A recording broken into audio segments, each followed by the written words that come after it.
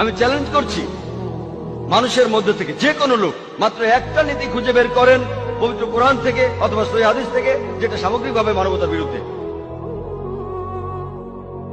মনে করেন আপনি পরীক্ষা করে দেখবেন একটা গাড়ি কতখানি ভালো, আর মার্কেটের লেটেস্ট গাড়িটা মার্সিডিজ 600 ACL মার্কেটে নতুন এসেছে। একজন লোক যে গাড়ি চালাতে জানে না সে স্টিয়ারিং হুইলের পেছনে বসলো, তারপর গাড়ি নিয়ে অ্যাক্সিডেন্ট করলো। আপনারা কাকে দোষ দেবেন? গাড়িকে না ড্রাইভারকে? কাকে দোষ দেবেন? গাড়িকে না ড্রাইভারকে?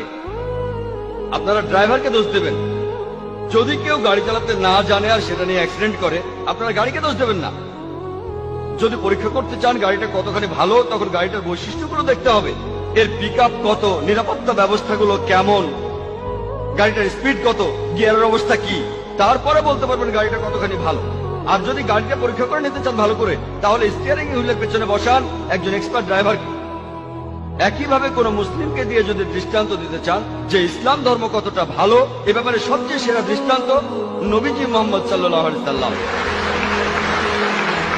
আমার দিকে তাকিয়ে আপনারা ইসলাম ধর্মকে বিচার করবেন না, অন্য কোন মুসলিম অথবা মুসলিম সমাজের কাজগুলোকে দেখবেন না। এখানে দেখবেন এক্সপার্ট কোন ড্রাইভারকে বা মানুষকে যিনি ইসলাম ধর্মের নিয়মগুলো জানেন পুরোপুরি, তিনি হলেন